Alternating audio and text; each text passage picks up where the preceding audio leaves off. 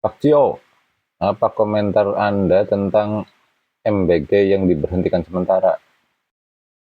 Tentang MBG ya. Kalau MBG diberhentikan sementara, itu artinya pemerintah mendengarkan ocehan kita, ocehan rakyatnya, gitu. Dari awal program MBG ini akan banyak masalah. Coba kita lihat dari berbagai sudut pandang, dari berbagai sisi. Jangan hanya melihat dari satu arah positifnya. Semua itu ada positif negatifnya. Pakai logika kita yang paling jernih. Nah, kasusnya sekarang kan MBG diberhentikan lebih dari 1.500. Yang terlihat oleh kita loh, yang diberitakan, itu karena ada fasilitas kurang, kekurangan ahli gizinya, kurang standarisasi gizinya. Sebetulnya buat saya ini ada beberapa kejanggalan. Yang pertama gini, 1.500 MBG, waktu perekrutan itu memang tidak diverifikasi, tidak didata dengan matang, sehingga mereka lolos begitu saja. Itu kan nggak masuk akal.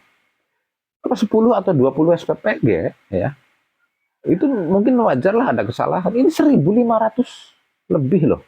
Terus poin yang kedua, kalau memang kekurangan fasilitas, ya kenapa harus diberhentikan? Ya nggak? Itu kan tinggal, misalnya kurang ahli gizi, tinggal rekrut lagi. Kekurangan alat kebersihan, sanitasi, atau alat-alat dapur lainnya, ya kan tinggal beli. Tapi kenapa ini diberhentikan? Ini kan janggal juga sebenarnya. Saya malah berpikir begini, oke lah, anggap saja anggaran yang dari pendidikan dan dari kesehatan yang dialihkan ke MBG ini dikembalikan seperti semula. Anggap saja seperti itu. Dan kabarnya pemerintah itu harus, mau tidak mau harus ngutang 335 triliun per tahun. Bayangkan. Dan seperti yang saya bilang di video sebelumnya, ini kan dana ngalir yang jadi tai masuk ke kloset. Jadi bukan dana berputar, dana investasi yang menghasilkan profit. Nah, kalau ini terjadinya ngutang, akan jadi apa negara kita?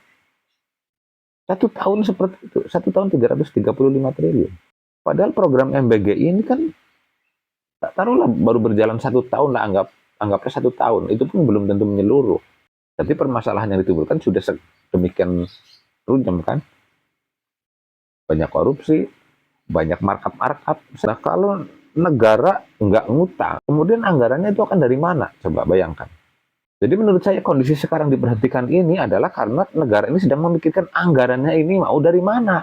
Sekarang kita bayangkan begini, kalau anggaran ini misalnya tetap dari pendidikan atau dari kesehatan, BLT ya, yang dialihkan ke MBG, ini kita kan lebih hancur. Satu-satunya cara pemerintah itu harus berpikir kalau anggaran ini bagaimana caranya tetap ada tanpa membuat APBN ini defisit.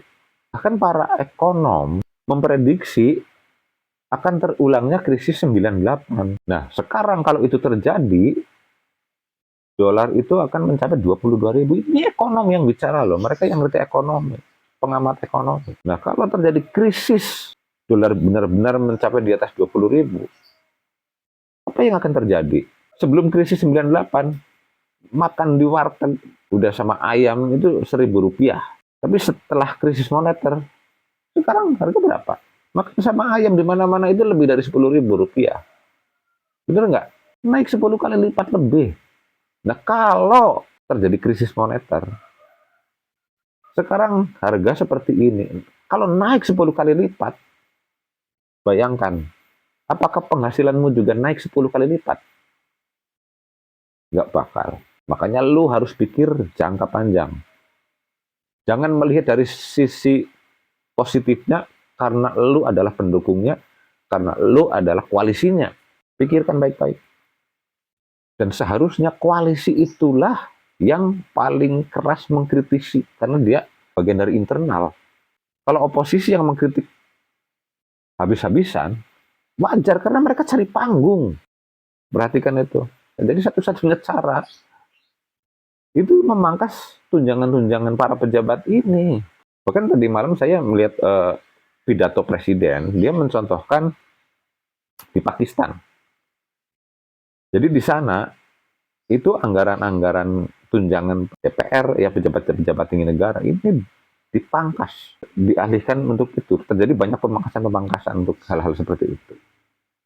Tapi presiden juga itu hanya buat perbandingan. Sebetulnya itu indikator bagus. Dia menjatuhkan dulu luar negeri, kemudian maunya presiden juga seperti itu sebenarnya. Ya sebenarnya Pak Prabowo juga mendengarkan ocehan kita sebenarnya.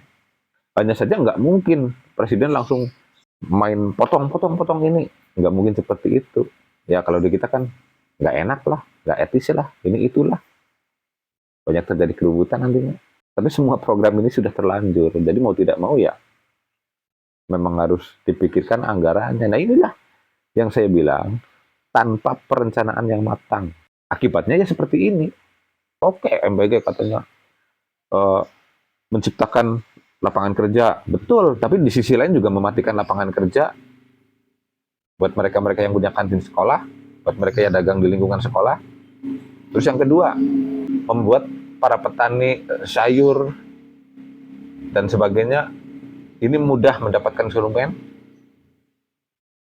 Tapi dari dulu juga petani-petani juga punya pembuangan kan. Ada pasar induk, ada orang-orang di lingkungan yang beli.